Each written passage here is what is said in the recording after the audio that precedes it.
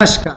हमारे YouTube channel चिंतन institute of education में प्रतिदिन की तरह आपका फिर से स्वागत है। आज हम लोग बहुत ही महत्वपूर्ण टॉपिक भारत में शिक्षा का विकास कुछ महत्वपूर्ण प्रश्नों को लेकर आपके सामने उपस्थित हुए हैं। अब हमारे आने वाले समय में कुछ परीक्षाएं बहुत महत्वपूर्ण हैं, जैसे सीटेट और यूजीसी नेट जेआरएफ आपका फर्स्ट पेपर, साथ साथ एजुकेशन के सब्जेक्ट के जो बच्चे हैं सेकंड पेपर के, उनके लिए प्राय प्रश्न लगभग बहुत कम मिलते हैं आपके, खासकर शिक्षा के विकास से संबंधित। तो ये जो हमारा एस्टेट वगैरह एग्जाम है आपका, या बीएड और बीटीसी के जो बच्चे हैं, उनके लिए ये बहुत ही चुने हुए प्रश्नों की सीरीज हम लोग प्रस्तुत कर रहे हैं, जो कि विशेष रूप से शिक्षा विषय जो आपका है सब्जेक्ट है आपका, सब्जेक्ट में यूजीसी के अंतर्गत आता है, अब शिक्षा सब्जेक्ट के अंतर्गत है, उन्हीं से संबंधित टॉपिक्स हम लोग बहुत महत्वपूर्ण प्रश्नों के रूप में ले रहे हैं। और शिक्षा का विकास लगभग प्राय सभी परीक्षाओं के से संबंधित जो एग्जाम है उसमें आते ही रहते हैं। तो आइए इसी सीरीज में हम लोग आगे बढ़ते हैं, ज़्यादा देर न करते हुए। अगर हमारा यह प्रयास आपको अच्छा लगता है और अगर इन प्रश्नों को आपने कई एग्जाम दिया होगा, देखा होगा कि ये प्रश्न आपके सामने से गुजर रहे हैं, एक जगह कलेक्शन नहीं मिलता है, तो हमारे चैनल को सब्सक्राइब और शेयर अवश्य करिए। इससे हमारा आपका हम लोगों का उत्साहवर्धन होता है। आइए हम लोग देर न करते हुए सीधे टॉपिक पर चलते हैं।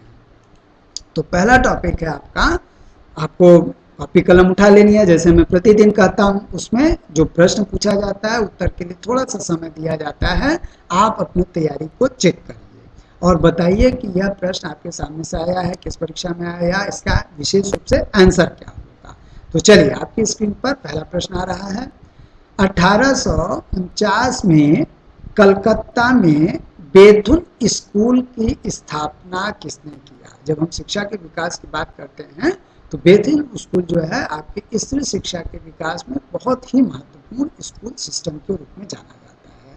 जो लोग नहीं जानते हैं उन्हें मैं बता देता हूँ। तो इसकी स्थापना किसने किया? इसकी स्थापना किया था J.E.D. बेथुन। चलिए, अब हम लोग अगले टॉपिक की तरफ आते हैं। समन्वित शिक्षा आयाम को किस आयोग ने प्रदान किया? ये आपको अगला टॉपिक मुझे बताना है कि किस आधुनिक आयोग ने समन्वित शिक्षा आयाम को प्रदान किया था। आयोग ने प्रदान किया था, कोठारी आयोग ने प्रदान किया था। इससे ये भी पूछा हुआ प्रश्न है। आइए अब हम आगे आते हैं। प्राथमिक स्तर पर अनौपचारिक शिक्षा का प्रारंभ कब हुआ? प्राथमिक स्तर पर अनौपचारिक शिक्षा का प्रारंभ कब हुआ? तो 1979। चलिए, अब हम लोग अगले प्रश्न की तरफ आते हैं। बहुत ही महत्वपूर्ण प्रश्न है और बहुत बार पूछा हुआ है।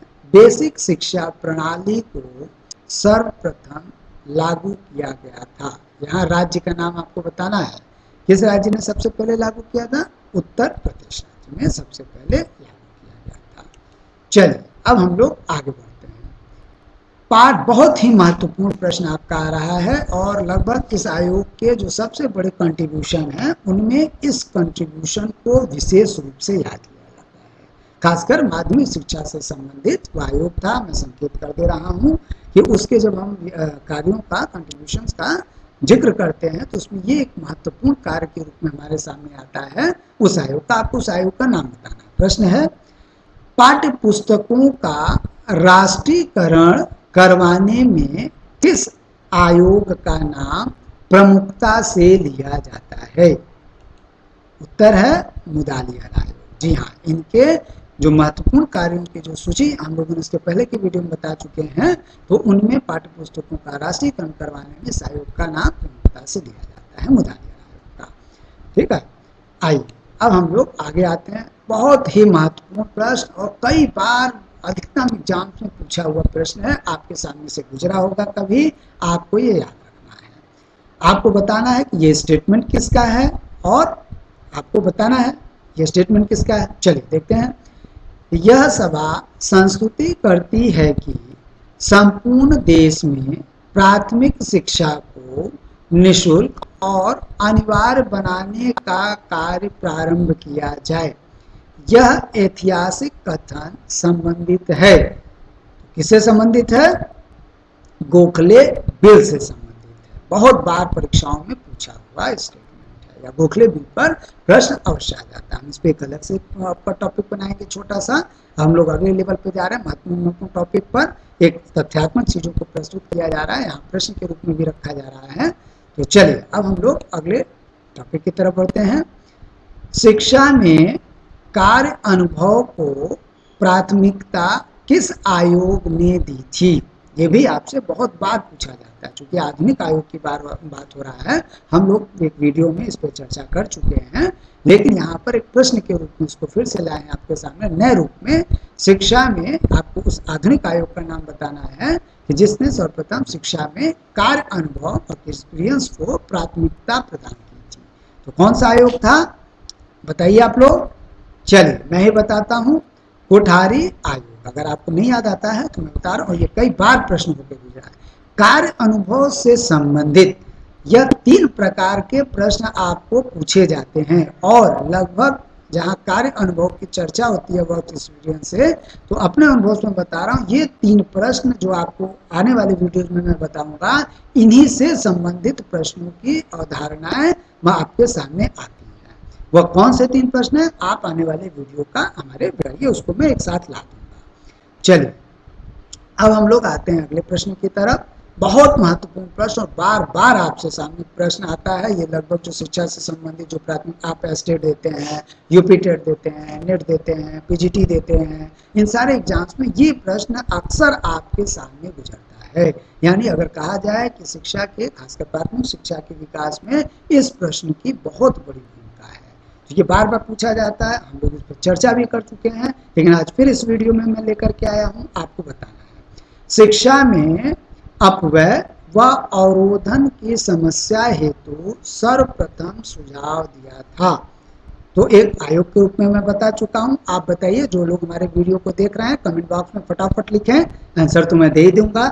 लेकिन बार बार बताया जाता है कि अपव्यय एवं अवरोधन की समस्या पर स्टैग्नेशन एंड ड्रॉप आउट जो आपकी प्रॉब्लम है, इस पर सबसे पहले किसने ध्यान दिया था? आप पे लाया था, मैं बता चुका हूं, सर फिलिप हर्टॉग। नाम याद आ रहा है कि समिति ने? हर्टॉग समिति, बार बार याद कराया गया था। कब आया? आपको कमेंट बॉक्स में 2 चीजें लिखना है। थोड़ा आप भी मेहनत करिए, मैं चेक करूंगा कमेंट बॉक्स में आकर के कि हर्टॉग समिति आपका कब आई, उसका आपको तारीख बताना है, ईयर बताना है। दूसरा, अपव्यय व अवरोधन की समस्या से आप क्या समझते हैं? बीटीसी के बच्चों के लिए बार बार ये प्रश्न लगभग घुमा फिरा कर पूछा जाता है। चूंकि हमारे बीटीसी और बीएड के रेगुलर बच्चे भी हैं, तो हमने हमारे वीडियो के अंतर्गत हमारे सब्सक्राइबर में वो हैं, तो इसलिए आपसे ये बार बार पूछा जाता है कि अपव्यय क्या है और अवरोधन क्या है। हम लोग इसके पहले के वीडियो में बता चुके हैं, आपको ये बताना है, नहीं तो हम लोग फिर आने वाले समय में अपव्यय और अवरोधन पे अलग से वीडियो बनाएंगे। लेकिन पहले किसने चर्चा किया था? इन्होंने, हर्टॉग समिति ने सबसे पहले चर्चा किया था। बहुत बार प्रश्न आया हुआ, रेगुलर में तो अक्सर आ जाता है, सेमेस्टर वाइज एग्जाम में बीटीसी के बच्चों के। तो चलिए आज के लिए इतना ही। उम्मीद करते हैं कि हमारा ये प्रयास आपको अच्छा लगा होगा। अगर हमारा ये प्रयास आपको अच्छा लगता है तो आप हमारे चैनल को सब्सक्राइब और शेयर अवश्य करें, और साथ ही साथ लाइक करें, और जिससे हमारा उत्साहवर्धन होगा। तो आज के लिए इतना ही, कल मिलते हैं हम लोग एक नए वीडियो के साथ। तब तक के लिए धन्यवाद।